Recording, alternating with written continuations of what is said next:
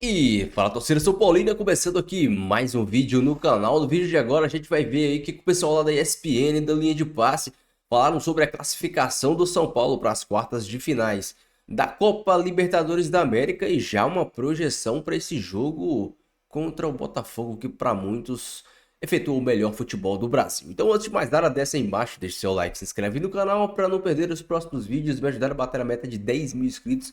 Estamos quase chegando lá. Dá essa força aí, é de grátis e me ajuda demais. Então você já sabe, a gente vai estar assistindo tudo que eles vão falar aí sobre o jogo e sobre o jogo contra o Botafogo. No final do vídeo eu volto trazendo a minha opinião, os meus comentários. A gente já vai fazer um apanhado sobre essas quartas de finais, que vai ser no mínimo interessante. Créditos direitorais, tô deixando na descrição, sem mais enrolação. Simbora pro vídeo. Jogo, ele me pareceu confortável. Tem um pouco ali de complicação para destravar, até que sai um passe do Alan Franco, mais uma vez o Alan Franco. Sai o passe dele pro Caleri, do Caleri pro Bobadilha. Ele é o melhor zagueiro do São Paulo nessa temporada. E com a bola para construir, para quando esse jogo ficar travado, como hoje. Então, nenhum momento para mim do jogo teve um desenho do tipo São Paulo passou, sabe, um veneno ali, estava em apuro. Então, isso é muito interessante, porque numa competição assim, você provar uma impressão de que a coisa poderia ser tranquila é importante. E lembrando que o São Paulo São Paulo costuma ser muito forte no Morumbi. Até a semifinal, caso o São Paulo chegue na semifinal, caso o São Paulo passe pelo Botafogo, todas as decisões dentro do Morumbi. Inclusive contra o Botafogo, né? Inclusive contra o Botafogo. Inclusive contra o Botafogo. Então, e o que a gente já pode projetar desse confronto? Agora não está tão longe, né? Não depois tá da data longe, FIFA e tal, mas... assim, projetar confronto de mata-mata entre dois clubes grandes com bons jogadores é sempre difícil. Agora, hoje, para mim, existe uma distância considerável entre o futebol que joga o Botafogo e o futebol que joga o São Paulo. Pegando o jogo mesmo de hoje como base, e é claro que tem muito disso que o Pedro falou, né? Enfim, acho que o momento em que o São Paulo também começa a tomar uma pressãozinha do Nacional é um momento, talvez até de um certo relaxamento. Claramente. Pela vantagem que o São Paulo já tinha, pela falta de qualidade do adversário. Mas, assim, eu acho que são contextos diferentes. Vejo hoje o Botafogo jogando muito mais bola do que o São Paulo. Fala, Bento. Eu tenho uma coisa, eu concordo com tudo que você disse. Acho que o Botafogo joga mais bola. Acho que o Botafogo tem mais jogadores que podem decidir a partida individualmente, pensando que o Botafogo terá os seus principais jogadores à disposição. Dia 18, né? O primeiro jogo de setembro, né? 18 e 25. A semana 17, 18, 19, Perfeito. A semana até essa semana, 24, 25, concordo 26, com tudo. O São Paulo tem uma coisa que o Botafogo ainda não tem, eu tô falando ainda porque ele pode ter. O São Paulo é um time de personalidade muito forte, muito competitivo, acostumado a lidar com isso. Eu não sei, por exemplo, vamos supor que o Botafogo ganhe o jogo por 1-0 ou no jogo de ida. Uma suposição aqui, não tenho a menor ideia de quanto vai ser o jogo. Se o São Paulo faz um gol no Morumbi, o Botafogo reage como reagiu contra o Palmeiras. O Botafogo também. Então esse jogo tem coisas especiais pra gente esperar, eu acho que... Você tem, assim, é claro que, enfim... O Botafogo é melhor que o São Paulo, mas será testado. Evidentemente o confronto, né, do Botafogo de alguma maneira traz essa dúvida de novo em relação à questão psicológica, como vai reagir ou não e que tal. Não tem nada a ver com o ano passado. E é óbvio que o mata-mata exige muito da questão psicológica, né? O jogo de mata-mata exige demais de como você reage e tudo mais. Agora, eu tô olhando assim para o contexto, né, de um início de confronto e para o futebol que um joga hoje e que o outro joga hoje. Porque eu acho que o São primeiro Paulo... jogo que é no Newton Santos. O São Paulo acho que ele conseguiu muitos resultados até, talvez muito nessa personalidade a qual o Birne se refere, muito mais do que em atuações realmente grandes, convincentes, de bom futebol constante. Agora, isso pode acontecer e acho que aí o São Paulo é um time que tem que, obviamente, alguns jogadores especificamente que têm uma capacidade de entrega absurda. Eu vou citar o Lucas, que para mim é um negócio, é outro nível mesmo, né, na relação com os outros jogadores do futebol brasileiro. Esses caras, obviamente, eles têm que ser resguardados, preservados, para que você tenha esses caras, um ou dois ou três, voando nos jogos contra o Botafogo. Aí a festa lá no Morumbi cheio, com o público hoje, Birne? Pouco mais de 60 mil pessoas. Pouco mais de 60 mil pessoas, com o gol do seu querido Bobadilha e Caleri também, né, Birne?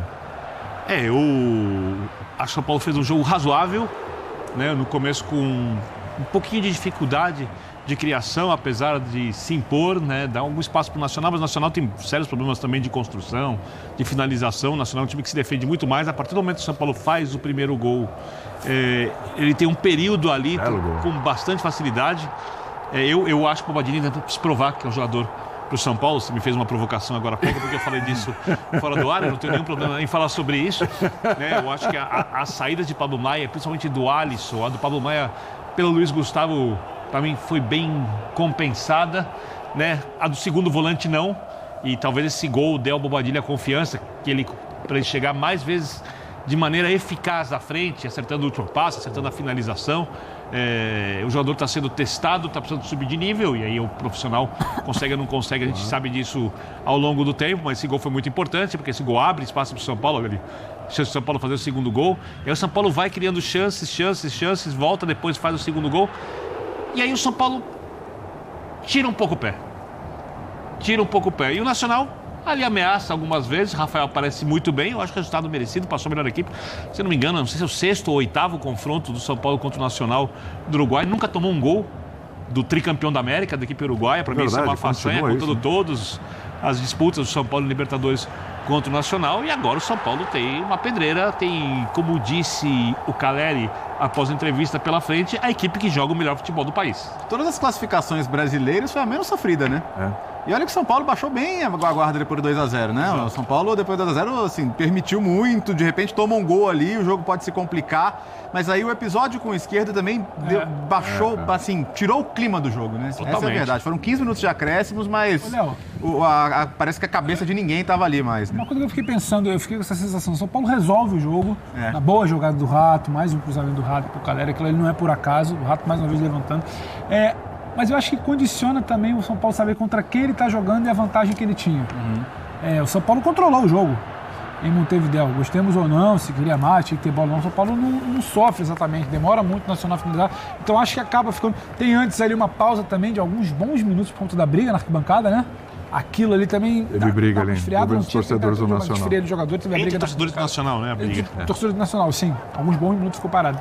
E aí depois tem a situação do esquerdo, claro. Mas eu acho que o São Paulo tem esse contexto, Léo. Não me pareceu, por exemplo, o São Paulo não conseguiu jogar, ou então o Nacional encurralou. Aí entra ali muito mais uma questão de volume do que exatamente de perigo. Tem participação do Rafael, tem bola que resvala, mas era uma situação... O São Paulo, ele... Já comenta aí, você acha o Botafogo tão superior assim ao São Paulo? Cara, assim, o jogo do São Paulo contra o Botafogo no Campeonato Brasileiro foi prova que o São Paulo pode vencer o Botafogo. Foi prova clara disso. O São Paulo mereceu vencer o jogo. O São Paulo foi melhor no jogo. Né? O São Paulo teve chances claríssimas no segundo tempo que o Ferreirinha e o Luciano perderam. Então, assim... menosprezar ou dizer que o Botafogo é muito favorito é algo um pouco irresponsável de se dizer após o nível de atuação do São Paulo contra o Botafogo, o nível de atuação do São Paulo contra o próprio Flamengo, nível de atuação muito alta. Hoje eu assisti o jogo Flamengo e Bolívia, o Flamengo deu uma sorte danada, o Bolívia colocou 3, 4 bolas na trave, o goleiro fazendo um milagre. Mas a gente sabe que a mídia, o Flamengo, o Botafogo, ninguém põe fé no São Paulo. Eu acho engraçado isso, porque o São Paulo, no ano passado foi assim também. O São Paulo jogar contra o Corinthians é favorito. Vou jogar contra o Palmeiras é favorito. Jogar contra o Flamengo, na hora que o Maracanã começar a pulsar, o Flamengo vai vir como um rolo comprido. E a gente não viu isso. O time do São Paulo é um time extremamente maduro, é um time extremamente inteligente, é uma equipe que sabe o que fazer com e sem a bola, é um time que não se perde dentro dos jogos, independente do resultado.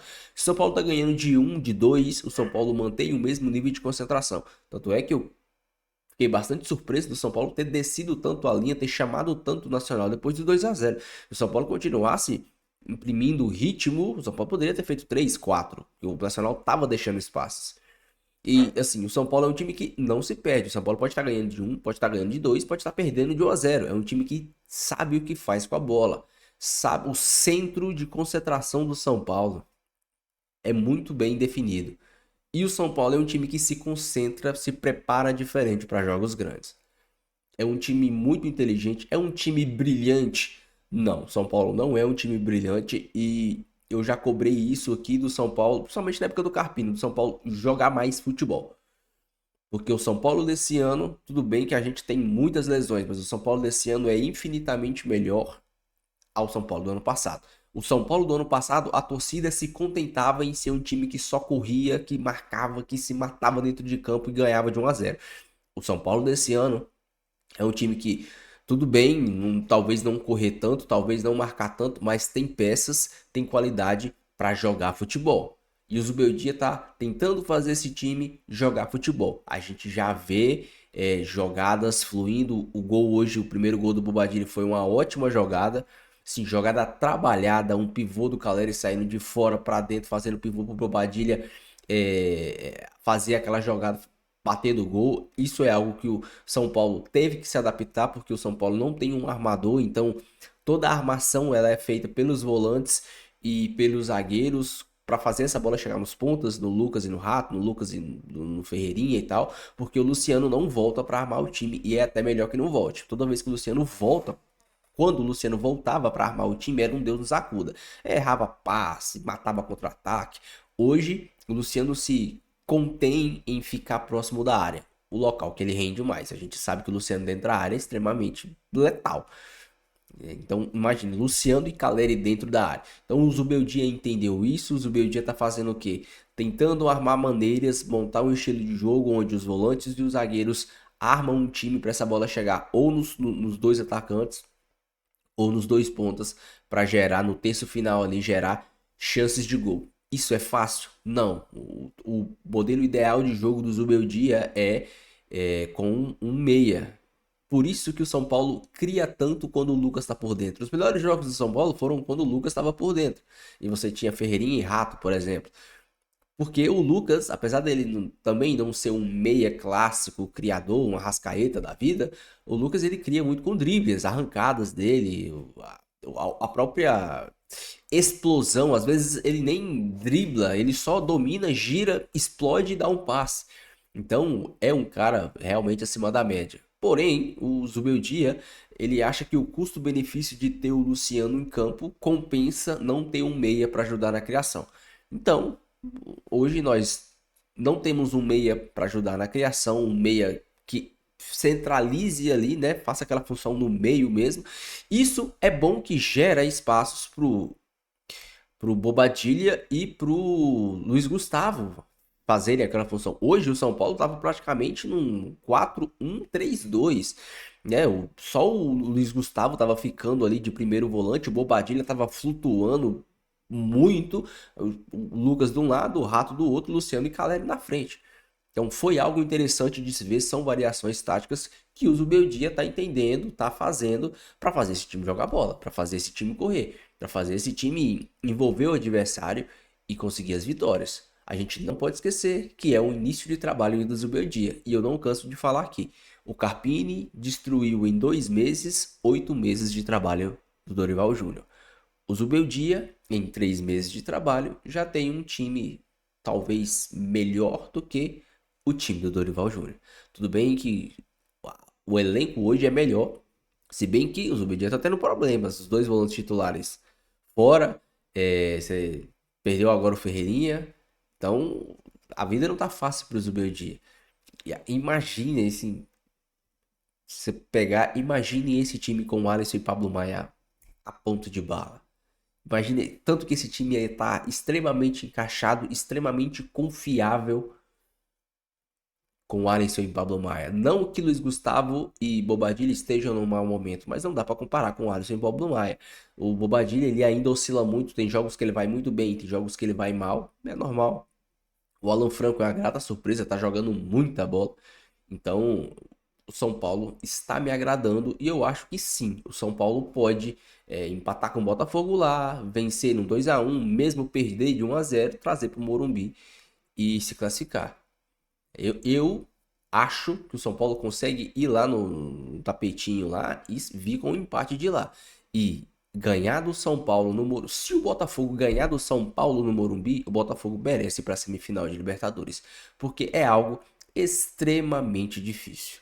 Ganhar no São Paulo no Morumbi em uma quarta ou quinta-feira de Libertadores não é para qualquer time. Então, se o São Paulo conseguiu um empate lá e o Botafogo ganhar do São Paulo no Morumbi, o Botafogo merece ir para a final. Vai estar passando o melhor time, a não ser que tenha erro de arbitragem, que raramente acontece. Graças a Deus, a arbitragem sul-americana é infinitamente melhor que a arbitragem brasileira, que é uma piada.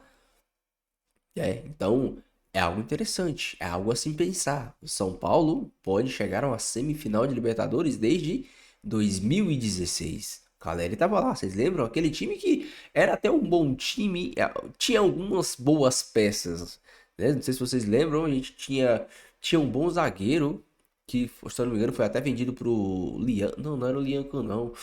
Tinha um bom zagueiro que foi vendido pra França, que agora eu não me lembro. Rafael Tolói. Tinha o Tolói naquele time. Você tinha o Thiago Mendes, tinha o Ganso e tinha o Caleri. E tinha o Keno também, que fazia uma fumaça ali. Mas o segundo lateral do São Paulo era fraco.